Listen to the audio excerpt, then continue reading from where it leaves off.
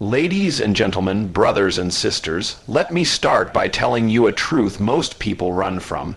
You were born with greatness. That's not just a feel-good statement, it's a fundamental truth written into the fabric of your being. The very fact that you are here, that you made it into this world, means you beat impossible odds just to take your first breath. That's not accidental, that's intentional design. You weren't made to blend in, you were created to stand out. From the moment you entered this world, greatness was encoded in your DNA, not arrogance, not pride, but divine potential, placed inside you for a purpose only you can fulfill. Think about it. Every gift you have, every desire that burns in your heart, every time you feel called to more, that's not random. That's a signal from your Creator saying, there's something greater in you. But the tragedy is most people will never access what they already carry. Not because they don't have it, but because they've been convinced to ignore it. They've been trained to downplay it, to stay in line, to fit in, to follow systems that were never designed with their greatness in mind. You were not born to simply clock in, follow the rules and die. You were born to lead, you were born to innovate. You were born to create, you were born to be a solution to a problem in this world. You see, greatness doesn't always look like fame or fortune. Sometimes greatness is being the voice of wisdom in your home. Sometimes it's building a business that provides jobs in your community. Sometimes it's speaking up when silence is easier. Greatness is doing ordinary things with extraordinary conviction, courage, and clarity. But here's the thing, greatness isn't automatic. It's planted in you like a seed, and seeds don't grow unless they're cultivated. You can't just coast through life and expect greatness to show up on its own. You have to dig deep. You have to work. You have to believe before you see. There's a reason so few people experience their full potential, because unlocking greatness requires faith, discipline, and action. It means saying yes when it's uncomfortable, showing up when no one's watching, and pushing past fear when your emotions tell you to quit. Somewhere along the line, someone told you to be realistic. They told you not to dream too big. They told you to play it safe. But let me tell you, playing it safe is the most dangerous thing you can do with your life. There is nothing safe about ignoring your purpose. There is nothing wise about wasting what God gave you because someone else was too afraid to use what He gave them. You were born with greatness, not just to feel good about yourself, but to take responsibility for what you carry. You don't need permission to pursue it. You need obedience. You don't need more talent. You need more courage. Because the greatness in you doesn't show up when life is easy. It shows up when you decide to rise, despite the pressure, despite the doubt, despite the fear. That's when the world begins to see what God already knew. You were born with greatness. Stop playing small. You were not created to shrink, to dim your light, or to hide behind the fear of what others might think. You were created with purpose, precision, and power. Yet so many people walk around pretending they're less than what they truly are, not because they lack talent, but because they've allowed fear, failure, or false humility to put a cap on their potential. But make no mistake, playing small isn't humble, it's dishonorable. It dishonors the one who put greatness in you. It dishonors the opportunities placed before you, and it dishonors the lives you were meant to impact by being fully alive, fully seen, and fully walking in what you were made to do. When you play small, you settle for scraps when you were built to own the table. You silence your voice when you were born to speak. You lower your standard when you were designed to raise it. And here's the thing, nobody benefits when you shrink. The world doesn't get brighter when you hide your light. The room doesn't grow stronger when you hold back your gift. Playing small keeps you comfortable, but it also keeps you confined. You can't grow and stay hidden at the same time. You can't expand your life while you keep contracting your faith.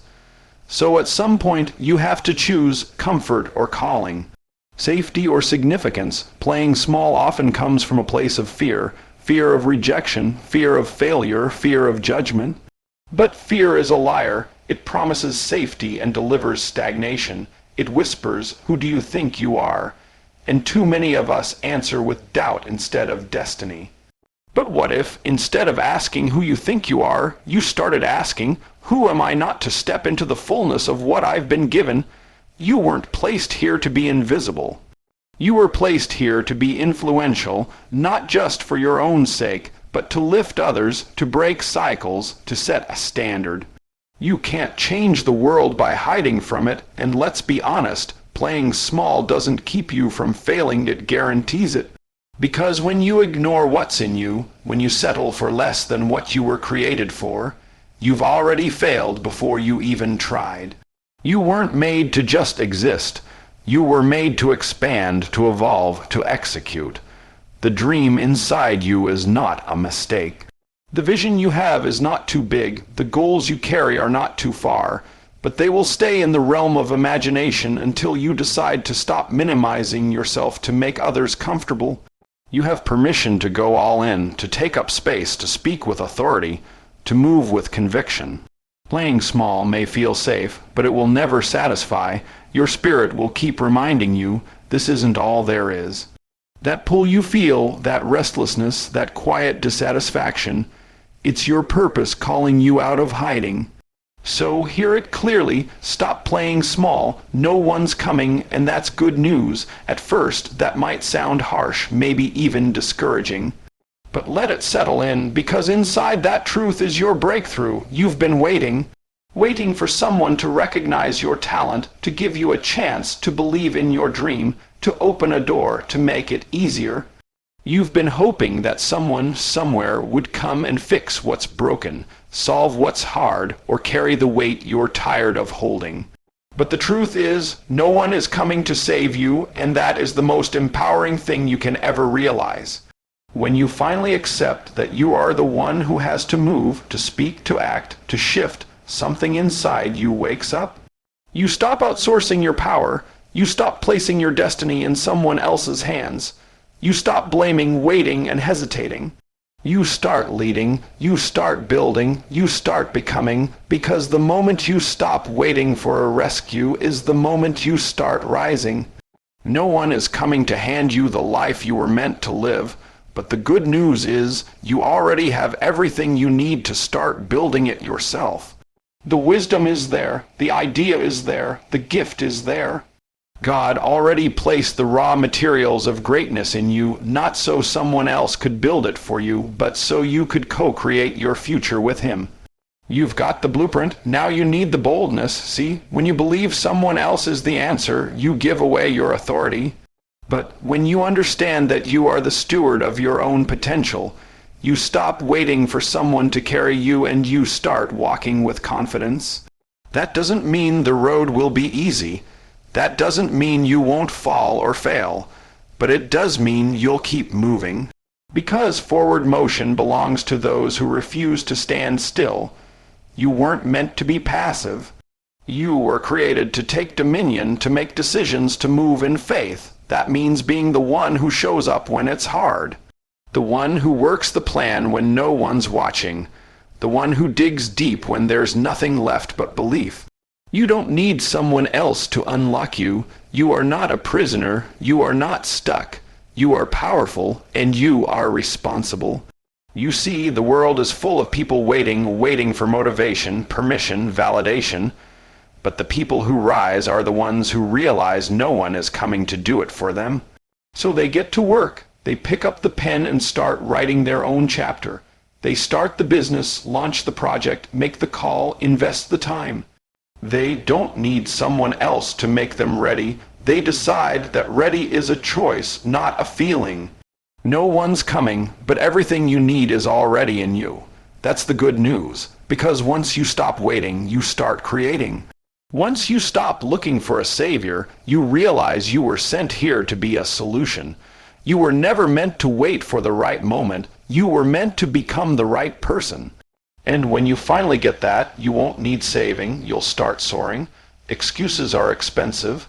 They don't cost you money up front, but they will bankrupt your future if you keep making them. Every time you tell yourself why you can't, why you shouldn't, why now isn't the right time, you are trading progress for comfort. You are making a silent agreement with limitation. And let's be clear, the price of that agreement is your potential, your purpose, your peace, and the impact you were born to have. Excuses are not harmless. They disguise themselves as protection, but they are actually the prison walls around your growth. We live in a world where people are experts at explaining why they haven't started, why they gave up, why they are still stuck. They dress up excuses in logic and call it wisdom. They cover procrastination with the blanket of perfectionism and call it preparation. But at the end of the day, an excuse is still an excuse, no matter how noble it sounds. It is the language of delay, the anthem of stagnation. And it will cost you more than you think. Excuses will cost you time, the one thing you can never get back. While you're explaining why it's not the right season, someone else is making progress with less talent, fewer resources, and bigger obstacles. They didn't wait to feel ready, they decided to move anyway. Meanwhile, you're still in the same place, rehearsing the same reasons, hoping life will get easier before you step out. But ease doesn't produce excellence. Comfort doesn't create calling. Growth only comes when you stop buying into your own justifications and start taking action in spite of them. Excuses will cost you credibility. You can't keep talking about what you're going to do while never doing it. People stop listening when they hear the same promises with no delivery. You start to lose trust, not just from others, but with yourself. Every time you make an excuse instead of keeping a commitment, your confidence takes a hit. Your inner belief system starts to crumble. You don't need more motivation, you need integrity. Keep your word to yourself. Show up like your future depends on it, because it does. Excuses will cost you opportunities. Doors don't stay open forever. Ideas have expiration dates. Relationships won't wait forever while you try to decide whether or not you're going to show up fully. The more you delay, the more you miss. Life rewards the bold, not the perfect, not the lucky, but the bold. And boldness isn't about being fearless. It's about doing it anyway, even with the fear, even with the doubts. Excuses rob you of that moment. They give you temporary relief but long-term regret. You can't afford to keep paying the price of excuses. They will cost you the book you never wrote, the business you never launched, the vision you never fulfilled, the legacy you never built. You were not created to live behind a wall of reasons. You were made to rise with responsibility. And that means doing the hard thing, the inconvenient thing, the necessary thing, even when you don't feel like it. Because success isn't reserved for the perfect, it's reserved for the persistent, and persistence dies every time you choose excuses over execution. Purpose is fuel, it's not hype, it's not emotion, it's not fleeting inspiration that fades after a good speech or a motivational quote. Purpose is the internal fire that keeps burning when the spotlight is gone and no one is clapping. It's what wakes you up early, drives you through setbacks, and pulls you forward when your body is tired and your mind wants to quit. When you have purpose, you don't need external motivation. You don't have to be pushed. You're pulled. Because purpose doesn't let you sit still, it doesn't let you settle, it keeps calling you higher. People underestimate the power of purpose because it doesn't always look flashy. It doesn't always come with applause or recognition. Sometimes purpose shows up as quiet conviction. Sometimes it looks like consistent discipline. It's not always glamorous, but it is always powerful. When you find your purpose, truly find it, you begin to understand that your life is not random. You stop living for convenience and start living with intention. Every action becomes aligned, every decision becomes clearer. You're no longer driven by trends or opinions or fear. You're driven by assignment. Without purpose, life becomes heavy. Everything feels like a grind. You wake up tired, you go to bed empty, and nothing you do feels like it matters. That's not because you lack energy, it's because you lack clarity. Purpose energizes you in a way nothing else can. It connects you to something bigger than yourself. It makes the sacrifice worth it. It turns resistance into refinement. It gives pain a reason and struggle a direction. And when life hits, and it will, purpose is what keeps you standing when motivation runs out. The people who live with fire in their eyes, who keep showing up even when it's hard, who keep building even when it's lonely, those people are fueled by something deeper than hype. They've tapped into purpose. That's why they're dangerous. That's why they're unshakable, because they're not living for applause, they're living for impact. They're not chasing fame, they're chasing assignment. They understand that comfort is not the goal, completion is. And they're not here to just exist, they're here to execute. Purpose doesn't remove the obstacles, it just gives you the power to push through them.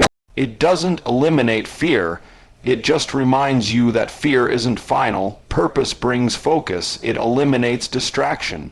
It sharpens your voice, it aligns your steps. Without it, you'll drift, you'll chase what looks good instead of what is good. You'll build things that don't last, but with purpose, even small steps become significant, even hidden seasons become holy. You're no longer wasting time trying to be impressive, you're investing time in being impactful. Purpose is not optional, it's essential. It's not a luxury for the gifted, it's a requirement for the called, and you are called. You're not just here to take up space. You're here to build, to grow, to lead, to shift something, and that fuel, it's already in you. You just have to light the match. You are the steward of your own potential. No one else can carry that responsibility. It doesn't belong to your parents, your boss, your spouse, your mentor, or your past. It belongs to you. Potential is not a guarantee, it's an assignment. It's something placed in you to be developed, multiplied, and released. Not buried, not ignored, not passed off to someone else. You don't get to decide how much potential you were born with, but you do get to decide what you do with it. You're not responsible for the seed, but you are responsible for the soil, the water, the discipline, and the growth. Far too many people walk through life hoping that someone will unlock something in them. They wait for the right time, the right opportunity, the right encouragement. But stewardship isn't passive, it's intentional, it's active. It means taking what you've been given, even if it's not perfect, even if it's not much, and putting it to work. The only way potential becomes power is through action.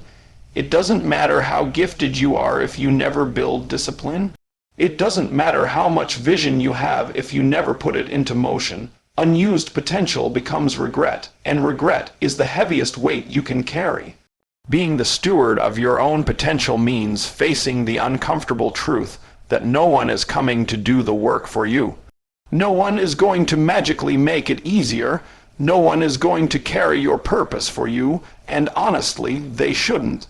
That's your job, that's your privilege. God didn't give your vision to anyone else for a reason. He entrusted it to you. Not because you were the most qualified or the most ready, but because he saw something in you, something worth cultivating, something worth building. You have the power to grow, you have the ability to learn, you have the capacity to stretch, but none of it matters if you don't take ownership. And stewardship is more than managing what's already obvious, it means discovering what's hidden. It means going deep enough to unearth the skills you didn't know you had, to refine the talents you've neglected, to stretch into areas that scare you. Growth is uncomfortable. It demands more than convenience. It demands consistency. But if you want to honor the potential inside you, you have to stop waiting for perfect conditions. Start with what you have, where you are, as you are. The greatest tragedy isn't having limited potential. It's having unlimited potential that's never used. What you steward today determines what you carry tomorrow. Every excuse you make delays the version of you that you're meant to become. Every moment you avoid the hard work, the risk, the decision, you're choosing comfort over calling. You don't need more chances, you need more commitment. You don't need a breakthrough, you need a decision. Because everything you need to rise is already inside you. You are the steward of your own potential. What you do with it is up to you.